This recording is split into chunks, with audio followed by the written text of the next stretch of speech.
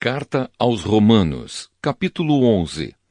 A misericórdia de Deus para com Israel. Então eu pergunto, será que Deus rejeitou o seu próprio povo? É claro que não.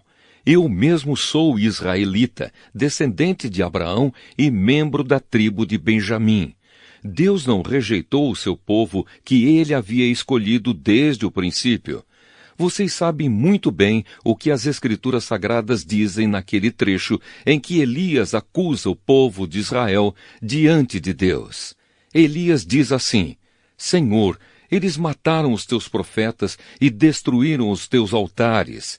Eu sou o único que sobrou e eles estão querendo me matar. O que foi que Deus disse a ele? Ele disse: Eu guardei para mim 7.000 homens que não adoravam o Deus Baal. A mesma coisa também acontece agora, isto é, por causa da graça de Deus, ainda existe um pequeno número daqueles que ele escolheu. Essa escolha se baseia na graça de Deus e não no que eles fizeram. Porque se a escolha de Deus se baseasse no que as pessoas fazem, então a sua graça não seria verdadeira graça.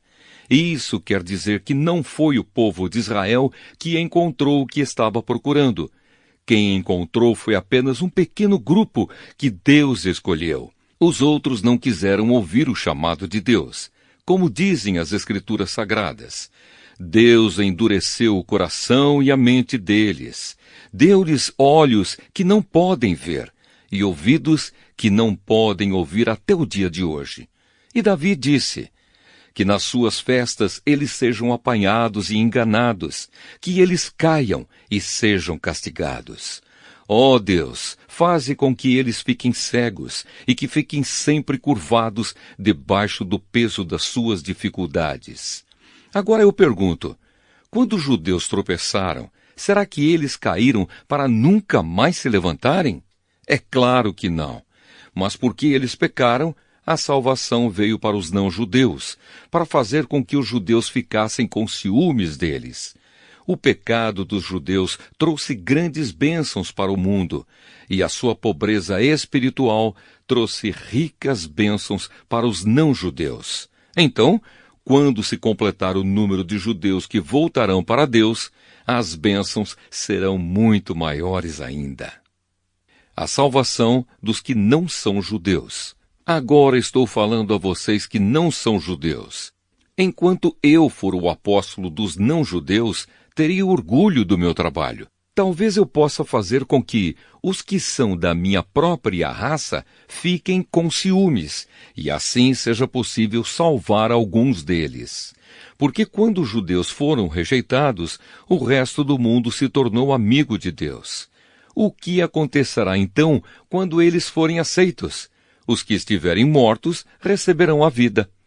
Pois se o primeiro pão assado depois da colheita é dedicado a Deus, isso quer dizer que todos os outros pães também são dedicados a Ele. E se as raízes de uma árvore são oferecidas a Deus, os galhos também são dele. Alguns galhos da oliveira cultivada foram quebrados, e um galho de oliveira brava foi enxertado nela. Pois vocês, os não-judeus, são como aquela oliveira brava, e agora tomam parte na força e na riqueza espiritual dos judeus. Portanto, vocês não devem desprezar os galhos que foram quebrados. Como é que vocês podem estar orgulhosos? Vocês são somente galhos, não são vocês que sustentam a raiz. É a raiz que sustenta vocês. Porém, vocês dirão, sim, mas os galhos foram quebrados a fim de darem lugar para nós. Isso é verdade. Mas lembrem que eles foram quebrados porque não creram. No entanto, vocês continuam na oliveira porque creem. E não tenham orgulho disso. Pelo contrário, tenham medo. Se Deus não deixou de castigar os judeus, que são como galhos naturais, vocês acham que Ele vai deixar de castigar vocês? Vejam como Deus é bom e também é duro. Ele é duro para os que caíram e bom para vocês, se continuarem sempre confiando na bondade dele. Senão, vocês também serão cortados.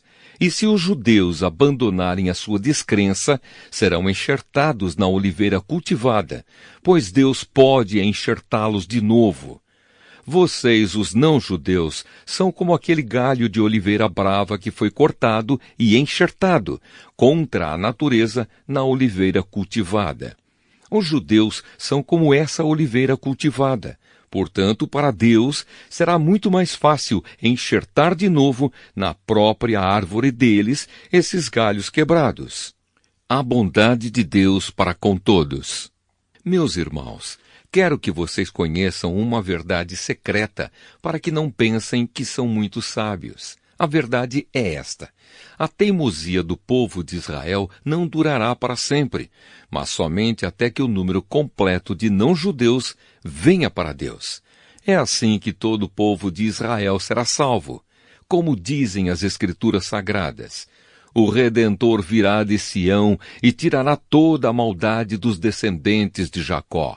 Eu, o Senhor, farei esta aliança com eles, quando tirar os seus pecados.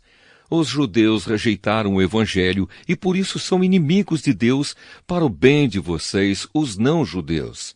Mas pela escolha de Deus, eles são amigos dele por causa dos patriarcas.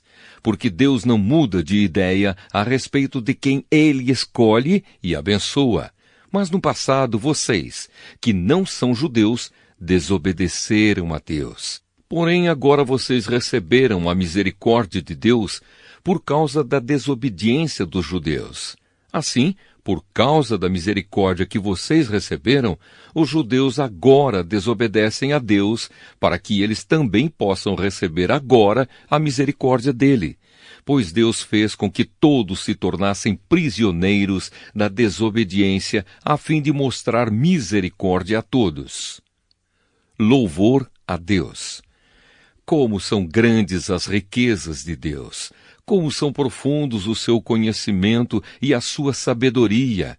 Quem pode explicar as suas decisões? Quem pode entender os seus planos?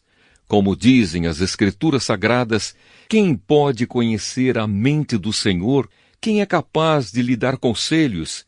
Quem já deu alguma coisa a Deus para receber dele algum pagamento?